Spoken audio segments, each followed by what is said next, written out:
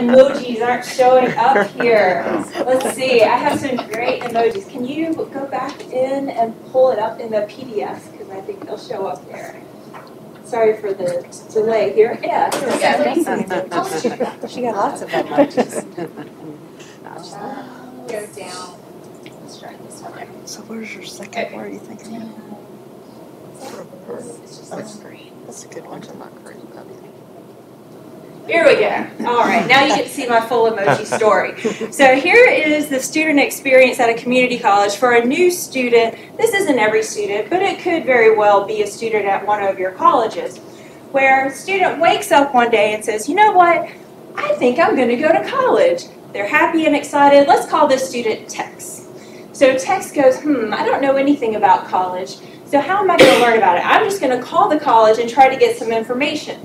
So Tex gets the recorded message, listens, presses the right number, and waits, and waits, and waits, and doesn't get a human. So Tex hangs up, is not happy. He thinks, okay, I still need to figure out what I'm doing. So I'm going to look at my phone. I don't have a computer, but I'm going to go to the college's website, look at my phone, try to figure out what I need to do to get enrolled.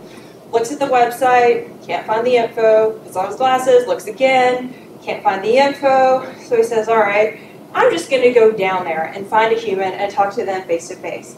Tex doesn't have a car, so he takes the bus, gets to the college, doesn't know where to go, finally finds a map, finds the correct office, talks to an admission advisor who says, oh, you need to do an application, and on your application, you have to choose a program of study.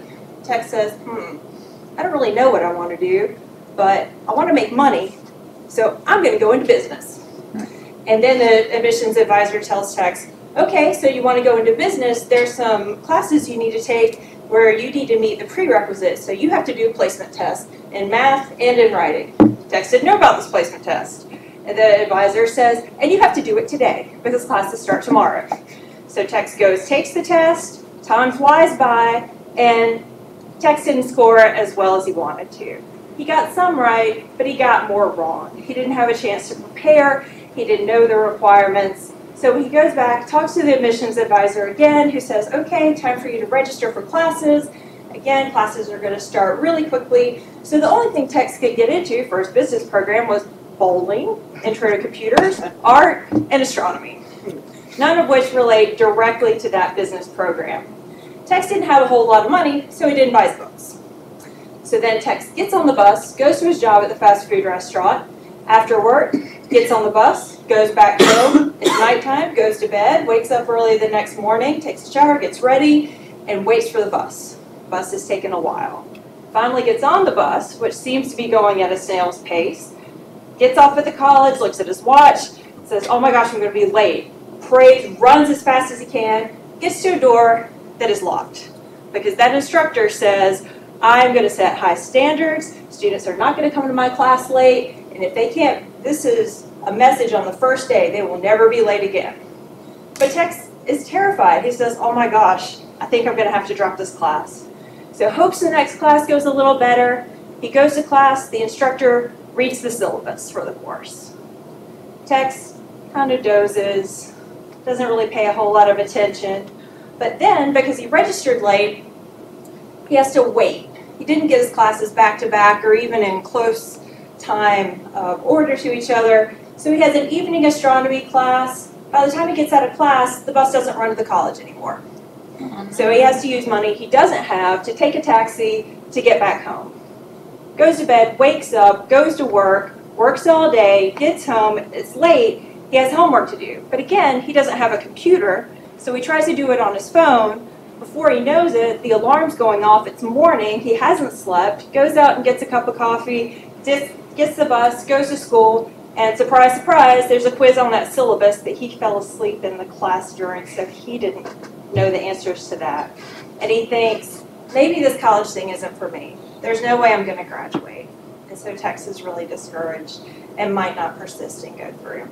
So this may not be the typical student, but elements of this story are common to students' experiences at community colleges. And we call this type of model that cafeteria model of self-service education, where students are supposed to be self-reliant, fend for themselves. There aren't people to kind of help them along. So students don't know how to get to their goals. They don't understand the requirements of their program. Things like orientation and advising are optional, where a student may elect to do it, but nobody is saying, okay, this is what you're expected to do in college. The progress isn't monitored between as the students go through their degree program, and student services and faculty don't always communicate very well. So again, this has, in Texas, people have been trying to change this for a long time. These are just some of the initiatives that have taken place over the past decade or so, in addition to the individual initiatives going on different college campuses. But we've learned that not everything here has made as big a difference as we need it to make. So to achieve the goals of 60 by 30, we need to make big changes and big differences in how community college operates. So that's why we are redesigning community colleges through this approach called Guided Pathways, which is an integrated system-wide approach that builds intentionally designed, clear, coherent, structured educational experiences. And that goes from the time an 8th grader selects a high school endorsement into and through post-secondary education to the attainment of a high-quality credential and a job with value in the labor market.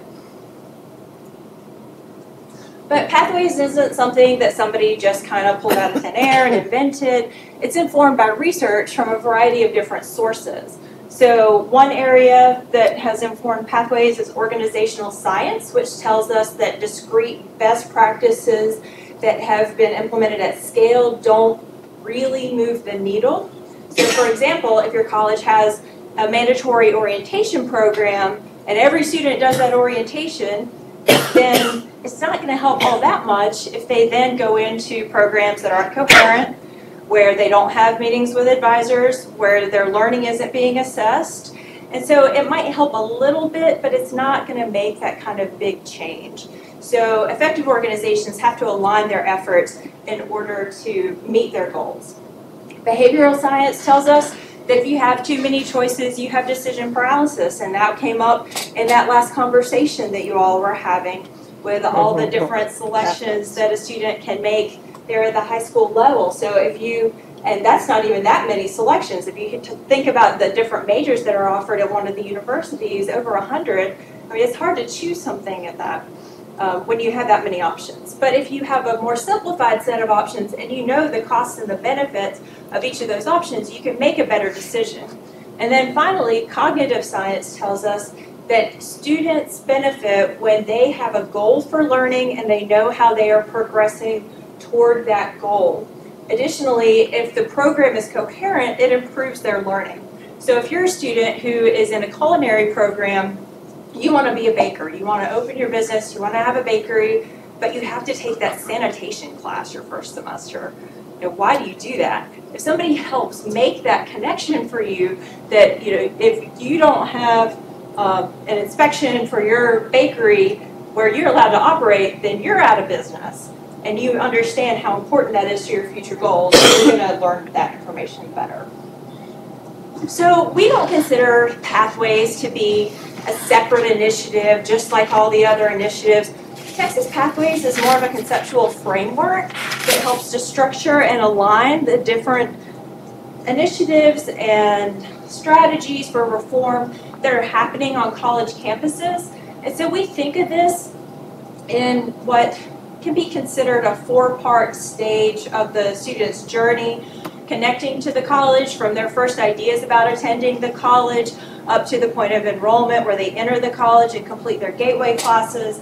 And then as they progress through their program, where they're meeting program requirements in a very structured program of study, and they are persisting, but not just wandering around, they are headed toward a goal. And then finally, when students succeed by earning credentials, getting meaningful jobs, or transferring efficiently.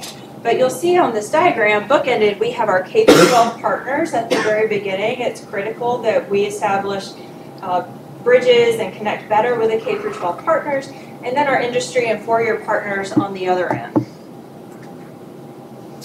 So our strategic plan at the Success Center has 4 parts, and I will speak very briefly about each of these parts. So the one that you may be most familiar with is our Pathways Institutes. So these are modeled after the American Association of Community Colleges Pathways Project.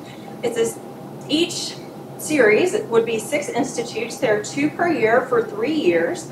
We have speakers and sessions that are focused on a given topic. So we recently had our